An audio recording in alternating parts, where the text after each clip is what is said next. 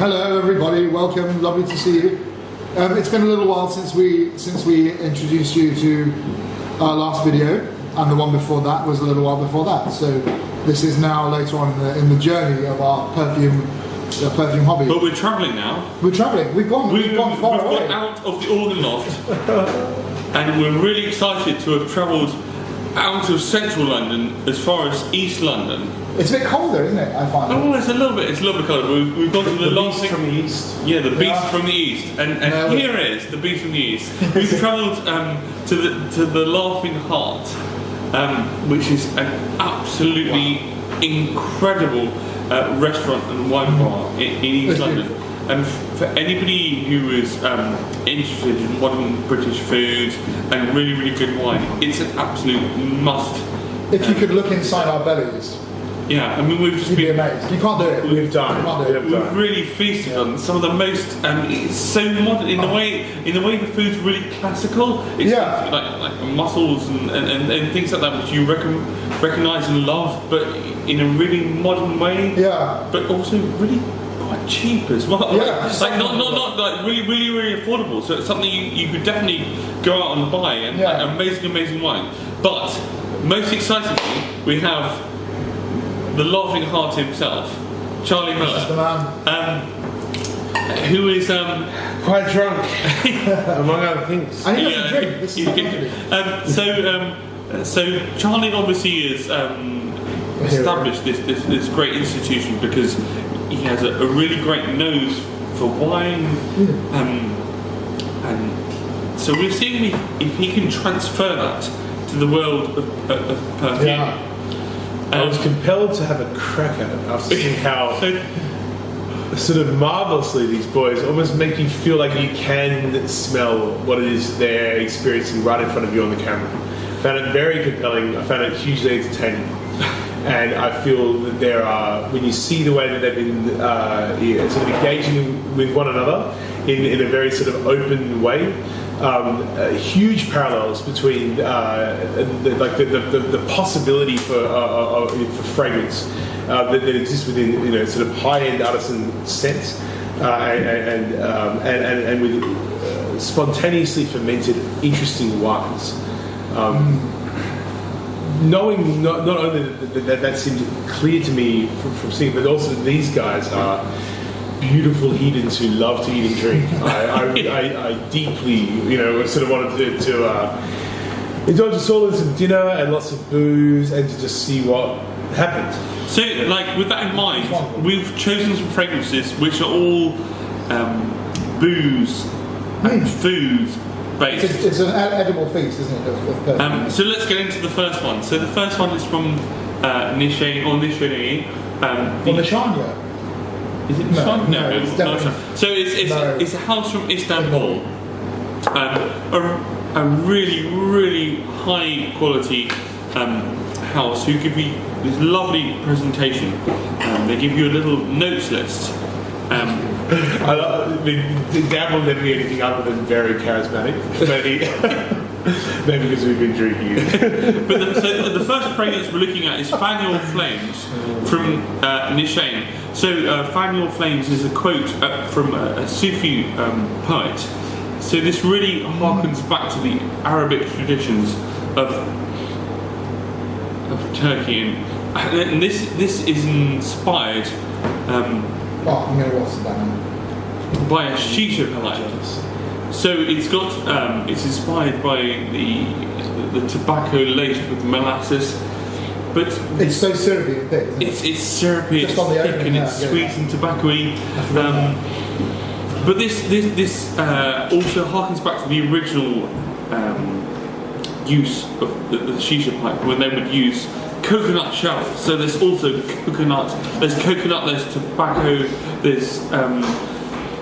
There's a real sort of boozy quality, and there's also. Is there tasting notes there at all? This is not tasting notes. It does come. Do I want to even look at it, or shall I? Let's not look. Yeah, let's not look. Let's spray. Let's just see what you get from this. Because I don't like telling people what to smell or to taste. I like to see what happens when you find it organically. We'll just shake some of the alcohol. Let's do it. Straight away, I'm getting like a real coconut aroma, right? Like sort of it's like desiccated coconut. Maybe as a filthy Australian, it makes me think about Lamingtons. Sort of classic baked thing. Oh my god! And look at the bottle, pretty. Look at that.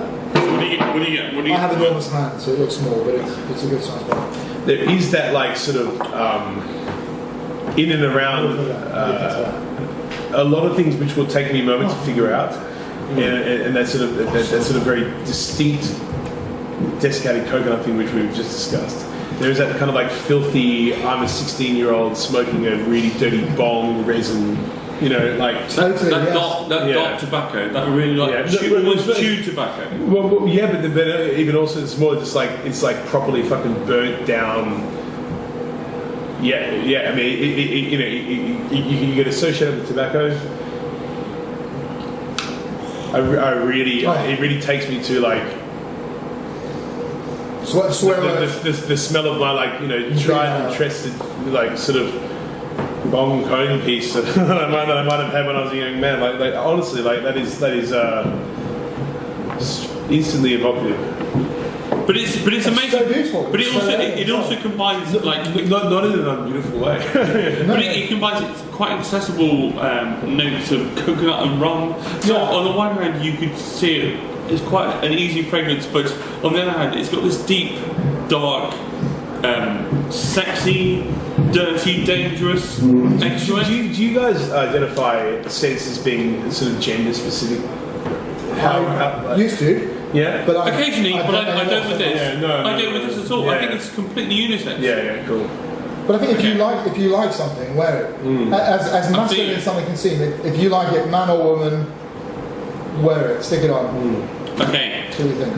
I'm just trying to think like who I could picture wearing this fragrance. I'll go now and see you later. No, it doesn't fit. Okay. So I think, next one. What do we have? I think we're gonna move on swiftly to another fragrance.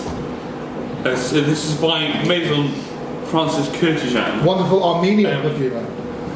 And this is a fragrance which is well known and well loved in the fragrance community. And it is it's Baccarat Rouge, which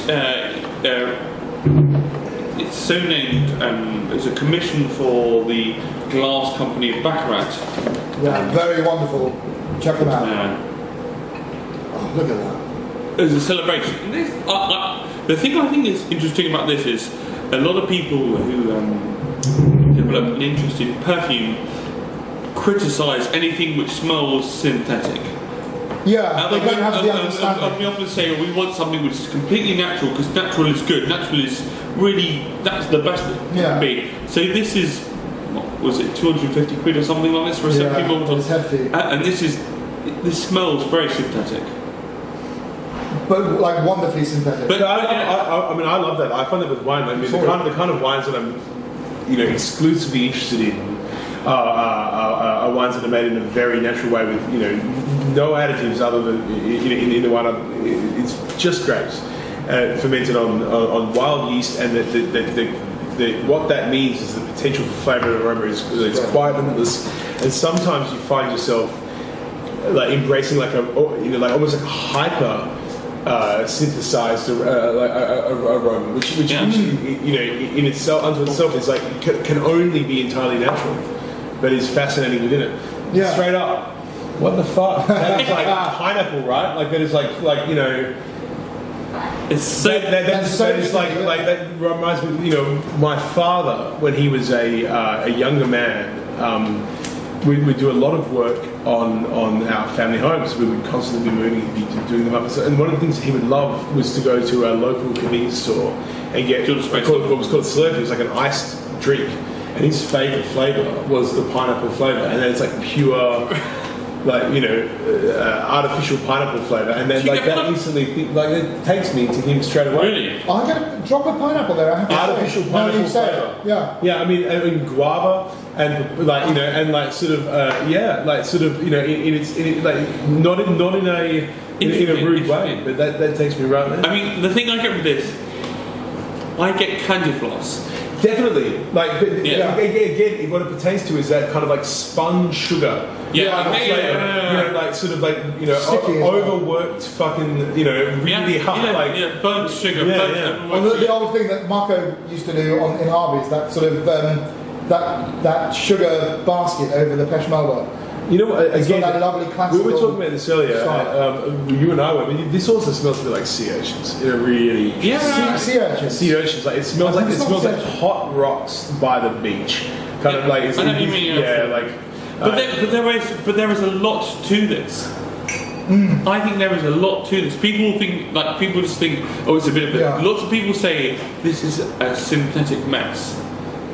They say it's just a kind of candy floss and it's a big mess. No. I think there is so much to it. I think there are woods, there are resins, there are lots of natural. There is cedar in there as well, though. Yeah. And it gives it that backbone. 100%. And whilst if I am, I don't know what I'm doing. I am doing this for the very first time right now.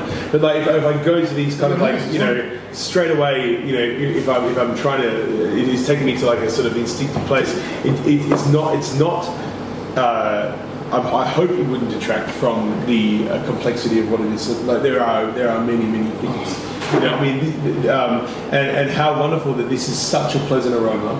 That simultaneously for me smells like a childhood memory of artificial pineapple and spun sugar and sea urchins and cinnamon.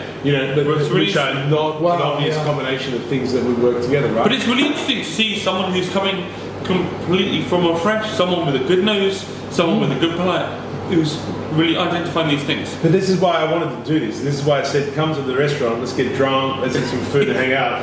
Not just because I really enjoy these chaps and it's been too long, but because like you can see, I've been seeing clearly the way your mind's working, is that you're accessing these aromas. It's so there's such a link to it. They're really there's not massive amounts separating what it is that we're trying to do, and also in a way that is super like engaging with one another and accepting of what each other's doing as well. Like there's no wrong. It's lovely to it's not. To turn something like really subjective into something a little bit more objective with the validation of another trained palate, right? And that's the way we learn. That's the way we learn. 100%. And I mean, I don't know. It could just be the experiences that I've had. And we learned a lot from you when we've been trying these wines. Oh my god! I've got so many extraordinary. This is amazing. Extraordinary wines. I've got to buy a case of this anyway. There's the honey. And lots of terms we borrow from perfume. As well you should, because that is the reference point that you have. Absolutely. The thing that I struggle with sometimes, and what I certainly did when I was in my embryonic stages of trying to learn about wine, and the things that you would observe when it came to tasting notes and aromas and technical details, is that sometimes all you needed was someone supportive to engage you in that. But when you got to leave you on your sommelier with a million pins on his lapel, which I like to leave in my drawer, because like just being a bit of an asshole and being like almost like saying that the magic that was contained within it was like their intellectual property, and I don't like that. You need to access their brain. You need somebody to lead you on your path, not to say stop here. And I've just been adoring these videos, and it's just like I'm in. I want in. There's something that for me I think is amazing, is that it's not really about this. And it's not about what's in here and what the notes are and what the molecules are. It's about our imagination. It's about what's in here, isn't it? Absolutely. And the picture we can create. I smell car tire. Do you not feel as well as like as people who both of you have other fascinating crafts you can play. You're a tenor and you're a pianist. I'm a hell of a counter tenor. No, but is that like thinking about how you can shape these things in your mind? Do you not see correlations with sound? Do you not see? Of course, absolutely, yeah. It's a way of it's artistry, absolutely. 100%, and the understanding of which and the interpretation of which isn't wildly dissimilar to the golden thread that runs through so many creative mediums. Absolutely. So I think absolutely right. we're gonna have a break in a minute, but before we have a break, I want to have one more fragrance. What have we got? So this is a fragrance which I have been interested. I was interested in for years, and I had meant to buy it for years. It's when I passed by, I'd seen it at airports, and I smelt lots. I thought this is really special, and every time I came back to it, I thought it was absolutely incredible. It's from the house of Chanel, and it's called. Oh, it's fallen out of the box. It's called. It's ego, Chanel. That's why. Coromandel. So I've got the EDT. So which for the viewers at home is the Eau de Toilette. Eau de Toilette. So Coromandel. Talk me through that, because I actually feel entirely. Historically, it was used as a type of wood. When Coco Chanel went to the Far East, she saw lots of screens made out of this wood called Coromandel, and then. But even in Musk, right? Straight after that, is there musk in there? Big patchouli. But even in Western Europe in the late end of the 19th century, lots of cabinets and cases and things and jewellery cases were made out of this precious wood. So it's a fragrance which we really associate with precious wood. Not that kind. So let me just give it a shake. And I'm going to give it to Charlie and see what his first impressions are.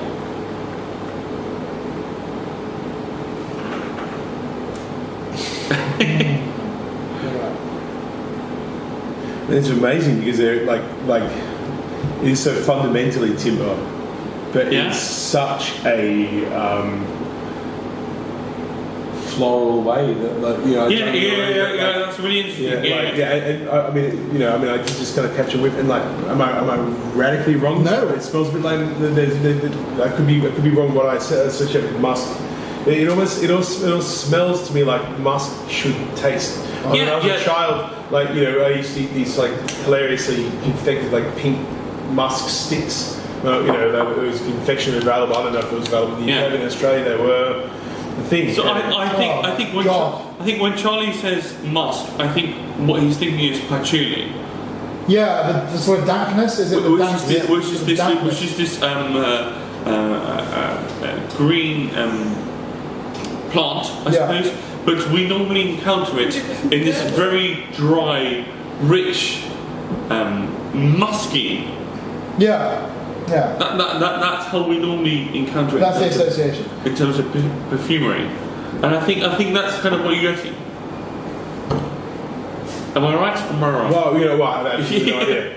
And the other moments, guys. The other two things. I think this is one of my. I love this fragrance. The other things I get a lot of benzoin, which is this rich, warm amber, which has a slight feeling of polish to it, almost like a wood polish, but has a roundness and a warmth to it. It gives you a real hug, doesn't it? Yeah, it does. Yeah, but also has a slight booziness to it as well.